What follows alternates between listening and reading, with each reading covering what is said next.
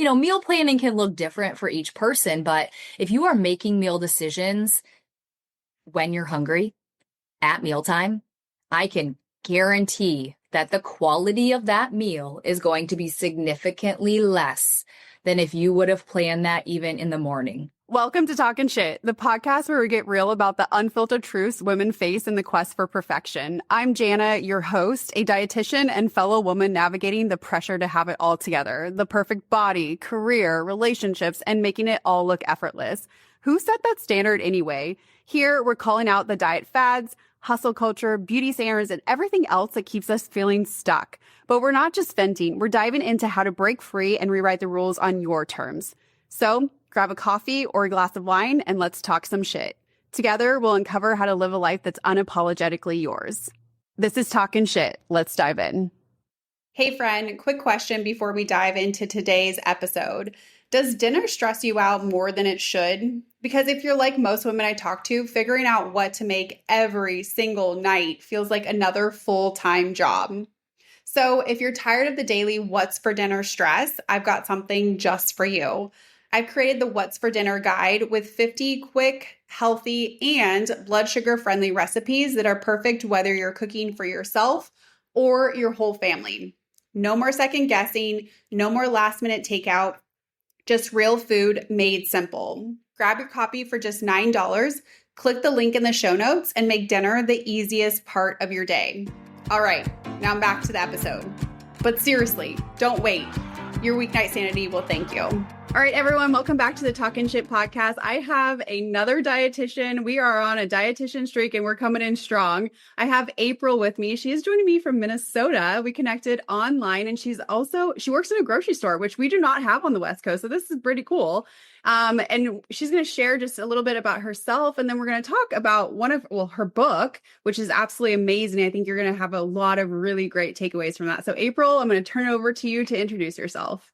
Yes, thank you. So I'm April Graff. I am a dietitian and I've worked at a grocery store for 17 years now. I love my job. I love the variety of people I get to talk to and the ability to really connect with people where those food decisions are made, right? So we can all start out with these really great ideas on what we want to eat or what we want our food to look like. And when you get to the grocery store and you have the choice of, the equivalent of 24 feet of yogurt to choose from or 65 feet of bread to buy, and you're like, what do I do now? That's where I get to connect with people and really just help them flip over the packaging, look through the marketing, and truly find products that work for them. I'm definitely of the mindset that there's no perfect food. Like everyone always wants to know, so what's the yogurt? What's the bread? What's the cereal? And that answer always depends on what they need. And so I get to build relationships with customers and really listen to what their health goals are, what their obstacles are, what their challenges are, and help them find the foods and connect with the right diet or, kind of nutrition parameters that really work with them, again, their health and their overall goals. I think that is so cool because so many individuals have shared with me that they instantly step into a grocery store and they feel so overwhelmed and anxious because they know that they want to eat well and they're so confused of like, what does that actually mean? Like, what do I need to put into my cart to actually make that happen? So I love that you're at the point of decision making and can help them with that education piece too. I think that's just genius. Yeah. And I love it. Because I deal with like the public, I get all of the things, whether that's digestive ailments or heart disease, I get picky eaters, I get athletes, I get it all, which I love. I'm the kind of person who loves to wear a lot of different hats. If I don't feel like I'm juggling 15 balls at one time, I'm a little bored. And so I do really love that. Yeah, that conversation piece. And just hearing where people are. Because again, if you are talking with a big variety of people, you can hear the concerns that they're having. And most people are, just like you said, they want to do better. They just are confused with how, because those marketers are so good at their job and, create some of that confusion, create that branding that looks healthy or that looks a certain way. And, in this case, oftentimes you can't judge a book by its cover, unfortunately. Oh, true. And I think with social media too, there's a lot more confusion as well because this influencer is saying this or this person is saying that. And so a lot of people too are saying like, I'm just so confused. And so therefore I'm not doing anything. And Mhm. that's really where I think us as dietitians can come in and help with that education piece because before we started recording, you shared like we want you to think about food as fuel and nourishment and what you get to receive from the food that you eat versus the fear aspect and all the things that no, no, no, no, you can't eat that because that just creates fear and it stalemates any decision making. So yeah, I think that that's a really great lens to come from. Most definitely. That was one of the things that no matter where people are at any age, once they have made the decision that they want to do better with their nutrition, they automatically think of food as a detriment, right? Oh, if I eat that cookie, for instance, this bad thing will happen to me. Or if I don't get my protein, this bad thing will happen to me. Where I think, we can flip that around. And again, as dietitians, we know the cool stuff that food can do for us. We know the cool things that calcium and protein and carbohydrates and fiber do for our bodies. And so being able to communicate that to people so they really start to view food as power, food as energy, food as nourishment, food as a privilege and what you get to put on your plate instead of something that you have to kind of suffer through and choke down and, begrudgingly eat.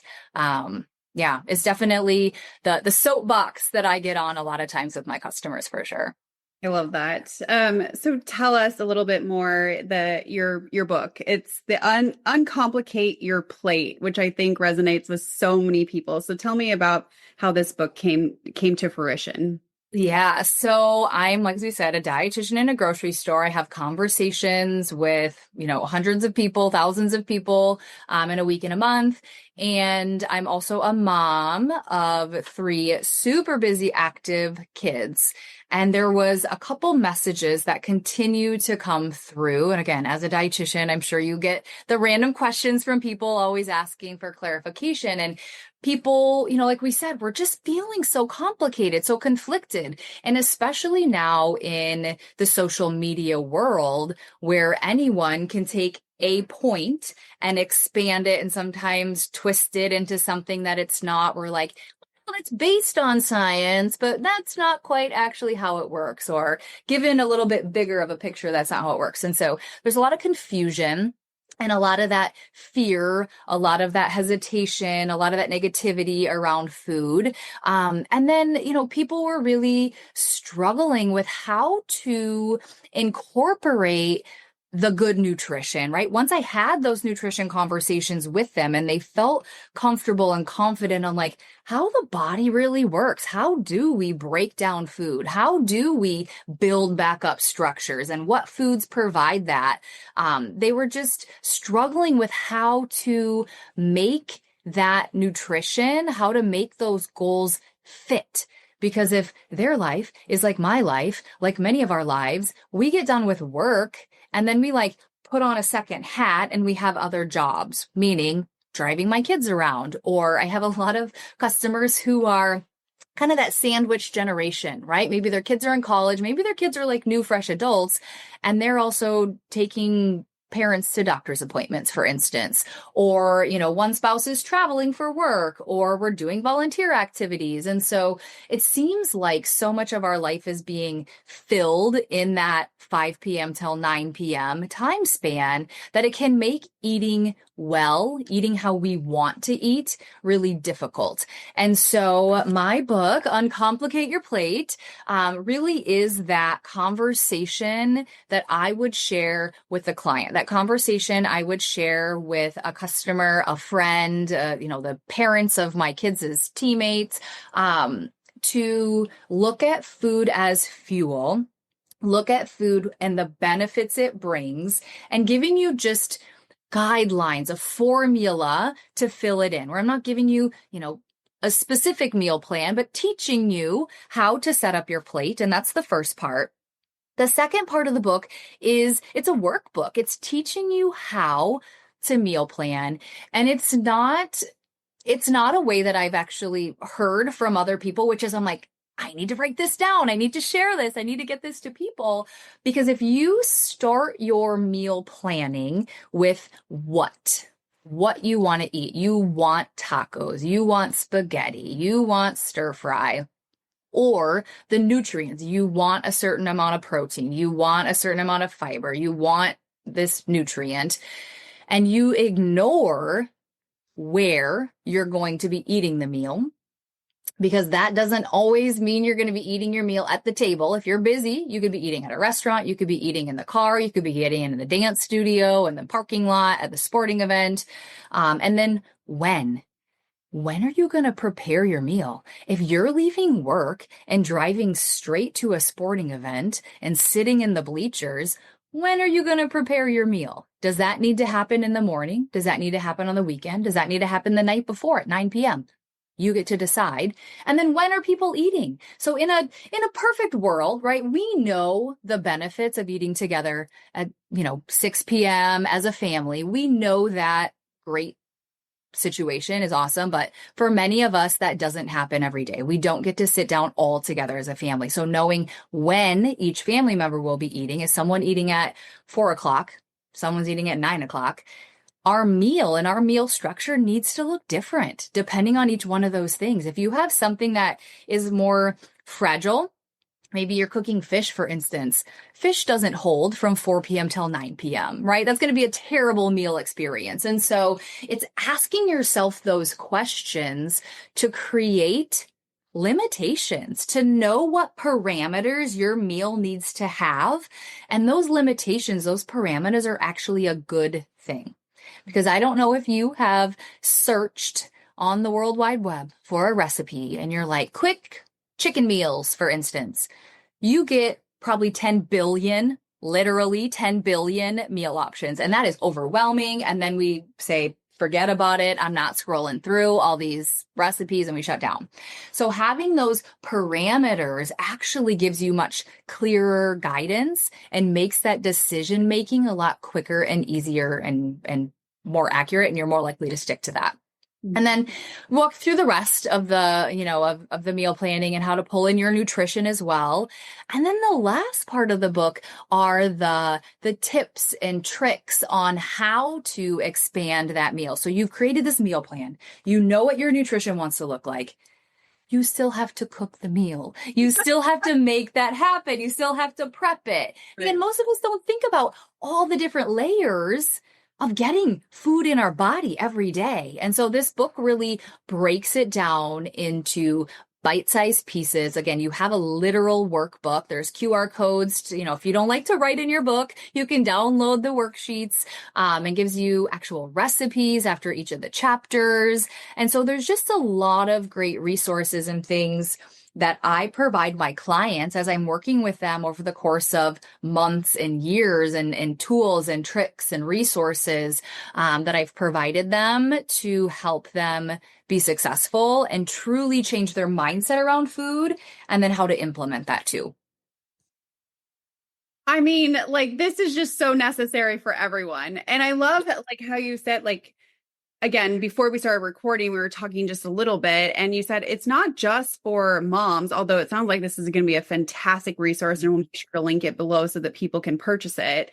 However, you shared that it was for a 71-year-old woman, and it sounds like she was living on her own. And tell me about that.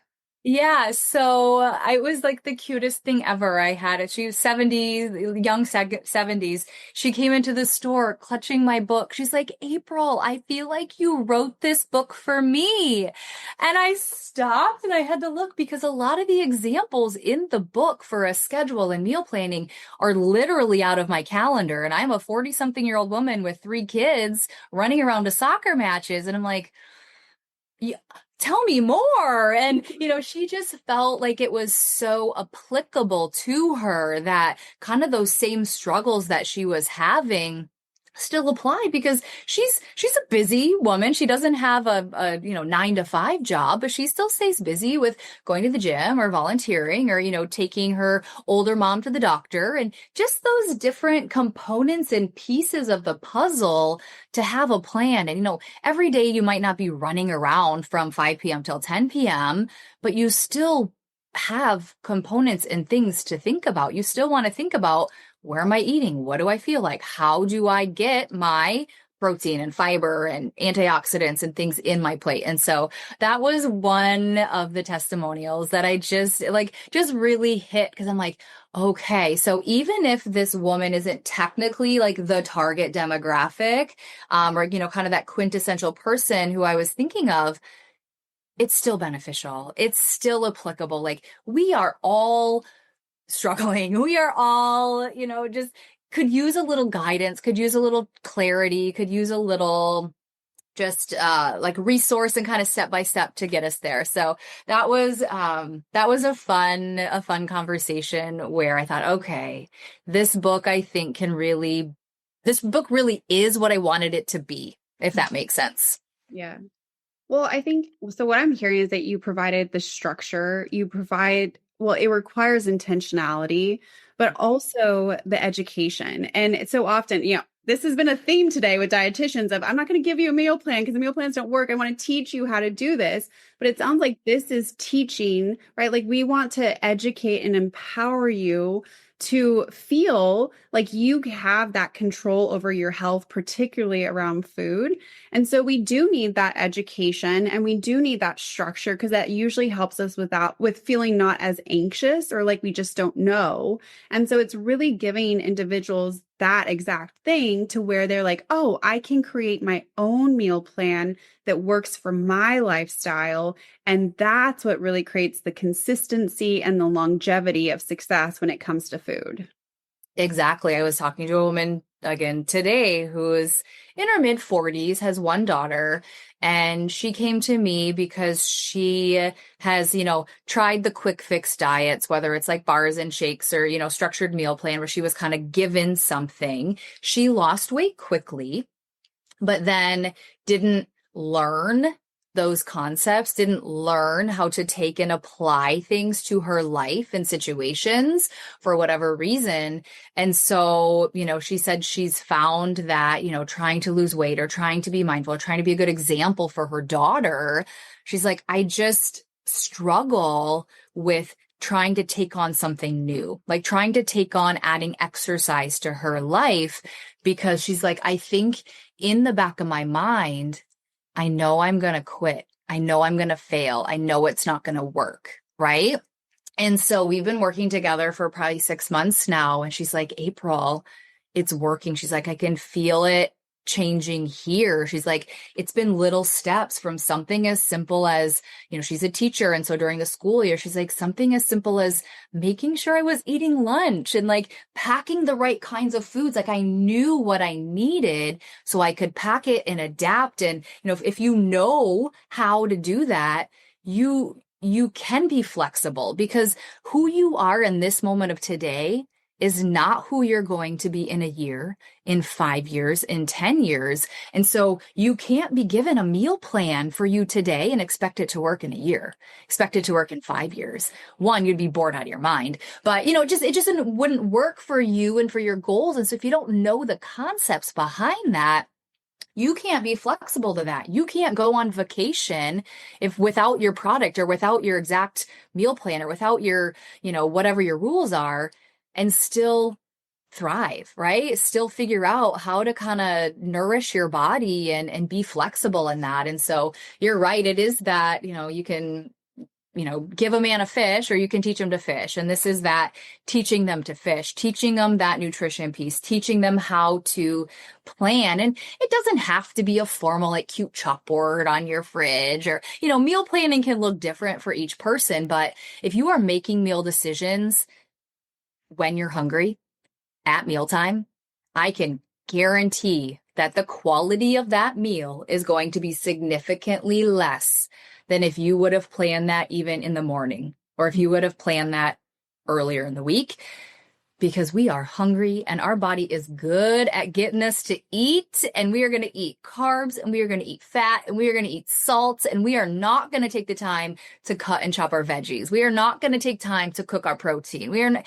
we're just not going to take the time because we're hungry, right? Yep. And so having that plan allows you to mindlessly, at the end of the day, when we're all tired and don't want to put in more brain power into this deciding what to eat or taking that extra trip to the grocery store, you just follow the plan. It's easier to do what you've planned than to come up with something different. Yeah. I have a saying that says we have to slow you down in order to speed you up. And the intentionality aspect, you can be intentional, right? Like as you're preparing this so that you can be mindless during the week when you don't want to make one more decision, right? There's different ways that we can navigate that. But also I think that there's that intentionality. A lot of people will put like their workouts in their schedule, or they sign up for that class and they like block it off. But the same thing can be really beneficial when it comes to food as well, right? Like how many people actually block off going to the grocery store or block off time for actually making those meals? And so that's where I think meal prep really comes in. I don't think it has to be this whole huge ordeal that takes hours and then hours doing the dishes as well. But you can still have that intentionality. We're still blocking off that time, the same way we would do with exercises, so that we can really support your health and your nutrition as well.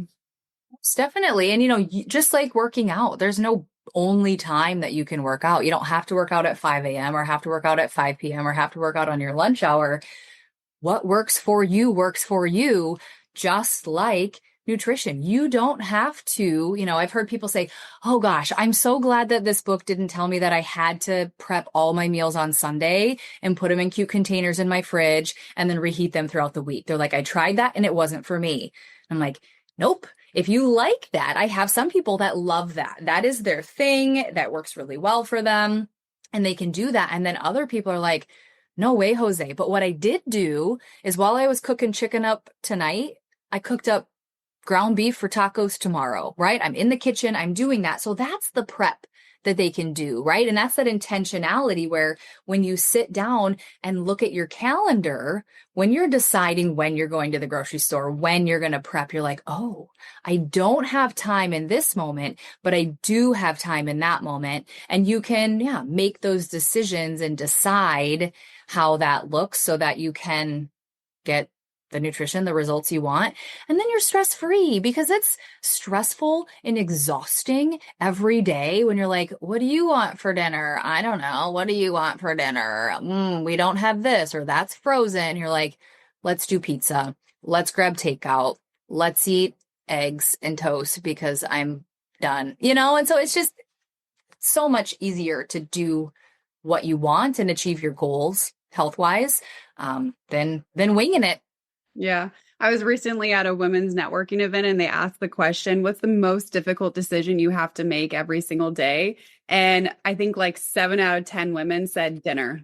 That was the most difficult decision, because it's like, what the heck do we want this time? And it just goes back to sometimes the same stuff, or that's where just like eating out or going to restaurants, maybe if that's not even your goal, but it just kind of becomes the default. So it sounds like this would help with that as well, to just answer that question and make it a lot less stressful. But April, I want to stay in this just for a little bit, because I really find this fascinating, because it is true. Like most people think about what should I eat?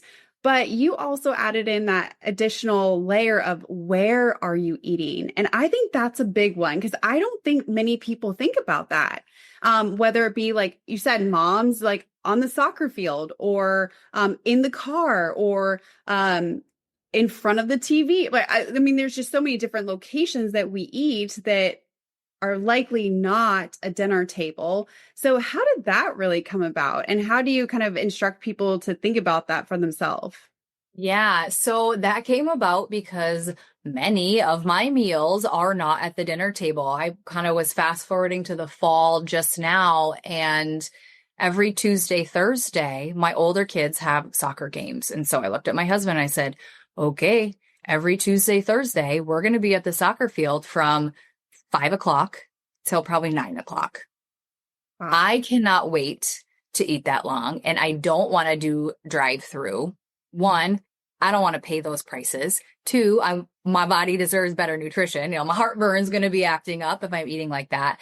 And so that's where, just through process of trial and error and working through the meal planning part of that for myself, because my oldest is 16. So I've been doing the hectic, crazy meal plan life for a while. And as it keeps building, I'm like, I got to figure this out for myself.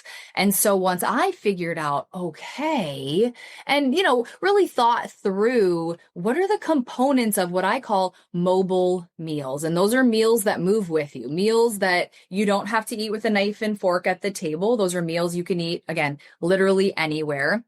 And what that looks like, and what are some components of that. And then too, like, I really love food. I do love cooking. I like taste and flavor. Like, I need my food to taste good. I'm not one of those kind of people who's like, just give me the chicken and quinoa and broccoli. I'm like, no, like it's got to be fantastic. And so hearing other people struggle with how to make their food taste good, because if they're cooking at home and it's blah, it's mediocre, they're like, why wouldn't I go through the drive-through? Why wouldn't I get takeout? And so that's a component as well. Is, again, there's recipes in there, but I teach you the formula where you have to get obviously your veggies, your protein, and your carb. But then we also need to make sure in your meals that you're getting what I call like your flavors and sauces, but then your crunchies and extras, right? Those are the things like in restaurant meals. If it's like the little slivered almonds or the bacon bits or the dash of Parmesan or the sprinkle of chives, or, just something extra to bring in there to make it delightful, to bring your mouth happiness. Like, if I don't want to sit at a soccer game and eat a lunch meat sandwich 2 days a week for 8 weeks, right? I'm not doing that. And so I knew that I needed to solve the problem for myself.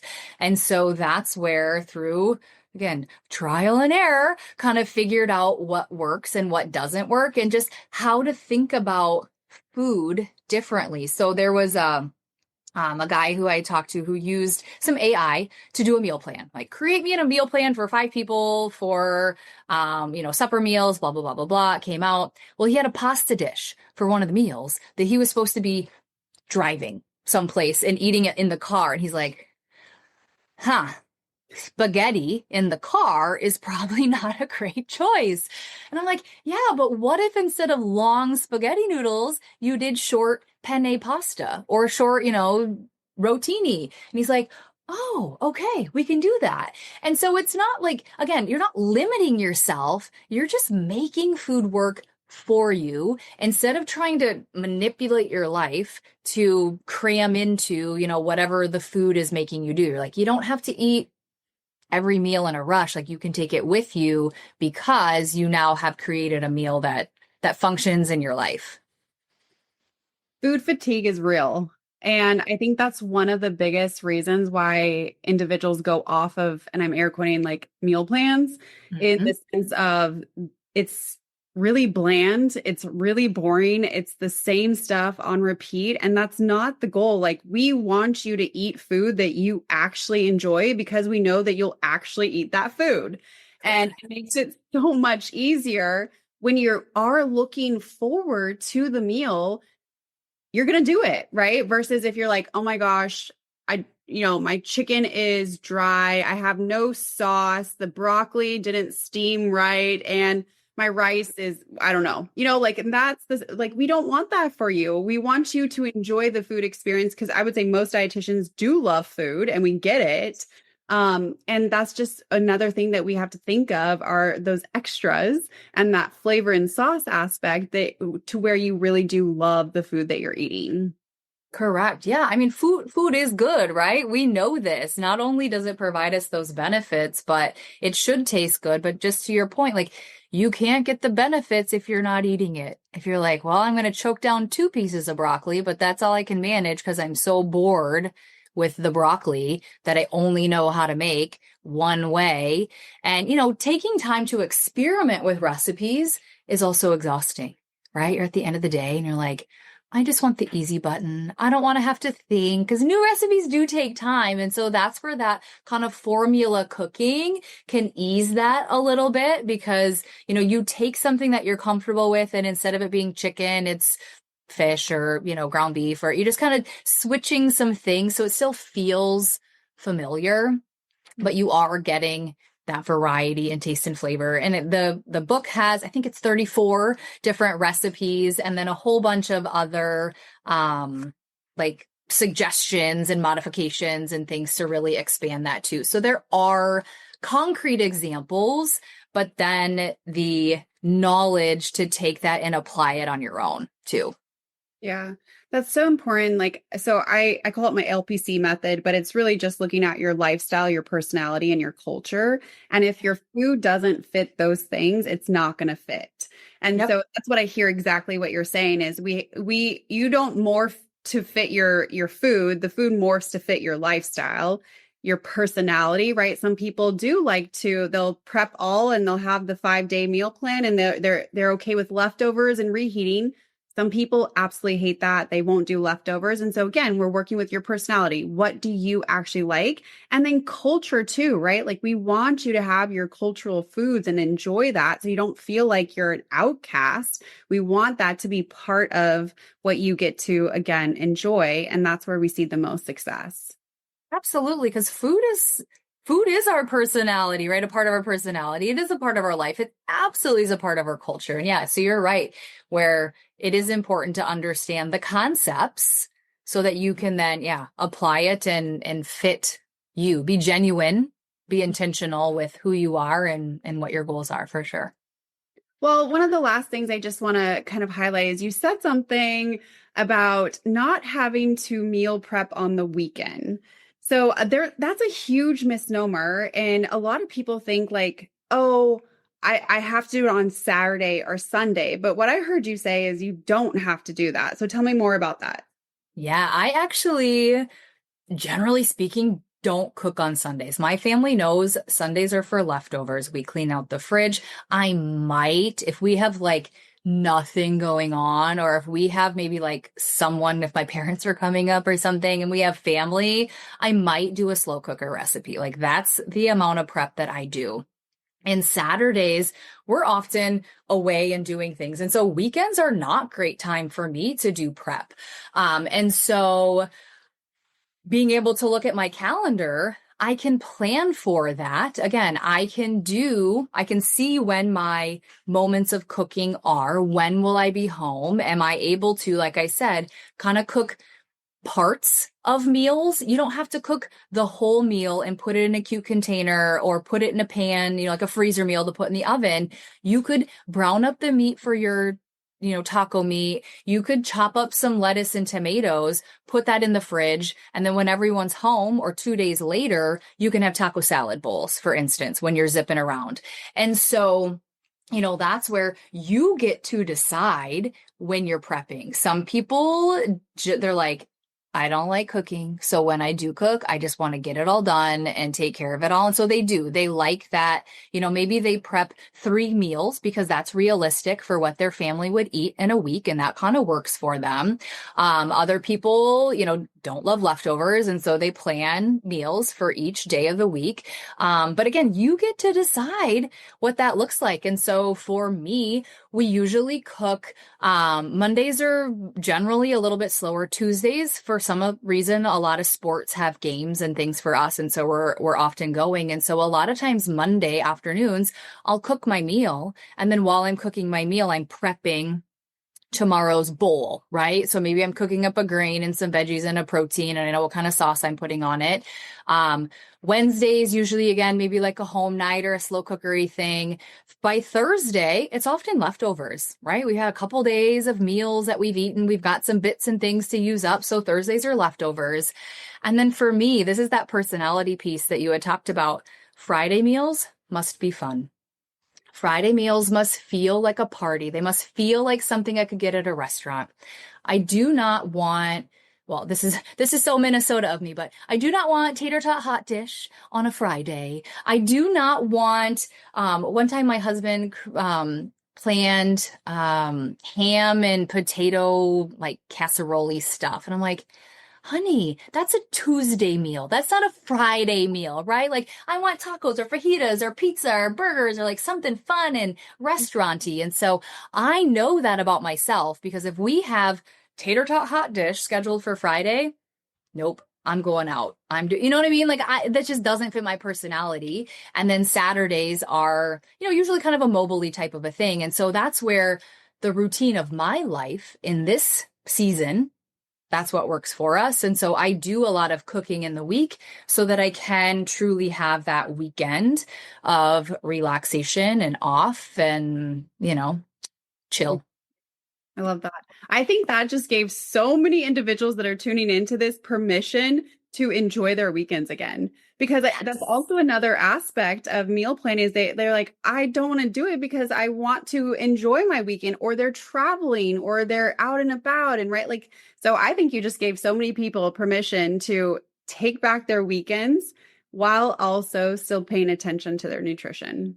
Most definitely. Absolutely. And again, that's where you get to decide what works for you, where I feel like that messaging we take on, sometimes we feel like it has to be so rigid and it doesn't work. And if it doesn't work, throw it out. We're not sticking to it. Yeah. Well, April, I thank you so much. We are definitely going to get the link then for individuals to be able to purchase and share that so much more. But I so just appreciated this conversation. I think you really gave so many tools and amazing resources for people to feel successful with food again, which is the goal. So thank you so much for your time. Yes, thank you. It's been great.